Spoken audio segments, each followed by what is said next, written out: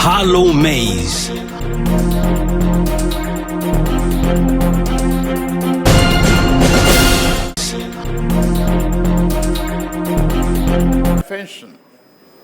As president of this great nation was to end the fuel subsidy regime, which has proven to be so harmful to the overall health of our national economy. The second was to negotiate and subsequently present a supplementary budget to enable my government to fund the items needed to restore macroeconomic stability and mitigate the harsh impact of subsidy removal. The third was to secure a second supplementary budget, this time to enable us to keep our promises to promote national security, invest in infrastructure, and provide much-needed support to the most vulnerable household in our society. In swearing in my cabinet and reflecting on the unique challenges facing us, I invited the ministers to imagine that we are attempting to draw water from a dry well. Today, I stand before you to present our budget of renewed hope, a budget which will go further than ever before in cementing macroeconomic stability, reducing the deficit, increasing capital spending, and allocation to reflect the 8 priority areas of this administration. The budget we now present constitutes a foundation upon which we shall erect the future of this great nation. Analyzing prevailing economic environment, economic conditions remains challenging both abroad and at home. Despite lingering post-COVID supply and production bottlenecks, armed conflict in various parts of the world, and restrictive monetary policies in major economies, we expect global growth to hover around 3.0% in year 2024. This relative low rate has significant implications for our economy due to our current reliance on importation. The distinguished senators, honorable members, despite the global headwind, the Nigerian economy has proven resilient, maintaining moderate but positive growth over the past 12 months. Inflation has trended upward, yes, due to the weak global conditions.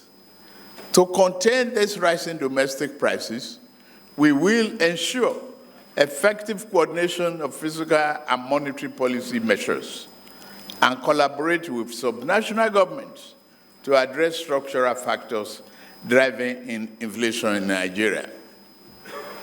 The budget proposal meets our goal of completing critical infrastructure projects, which will help address structural problems in the economy by lowering the cost of doing business for companies and the cost of living for average person. The Honorable Minister of Budget and Economic Planning will be providing full details of this proposal. Analyzing performance of the 2023 budget, distinguished senators and honorable members, an aggregate revenue of 11.045 trillion naira was projected to fund the 2023 budget of 24.82 trillion naira, with a deficit of about 6.1% of GDP. As of September 30th, the federal government's actual aggregate revenue inflow was 8.65 trillion naira, approximately 96% of the targeted 8.28 trillion naira. Despite the challenges, we continue to meet all our obligations. So the theme and priority of the 2024 budget, distinguished senators, honorable members, permit me to highlight key issues relating to the budget proposal for the next fiscal year.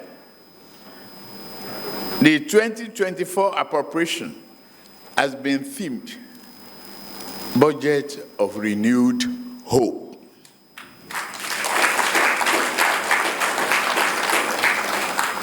The proposed budget seeks to achieve job-rich economic growth, macroeconomic stability, a better investment environment, enhanced human capital development, as well as poverty reduction and greater access to social security.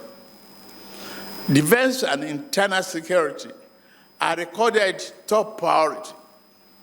The internal security architecture will be overhauled to enhance law enforcement capabilities and safeguard lives, property, and investment across the country. Human capital is the most critical resource of national development. Accordingly, the budget prioritizes human development with particular attention to children, the foundation of our nation. To improve the effectiveness of our budget performance, government will focus on ensuring value for money. Harlow Mays, Parliamentary Advocacy and Journalism Redefined.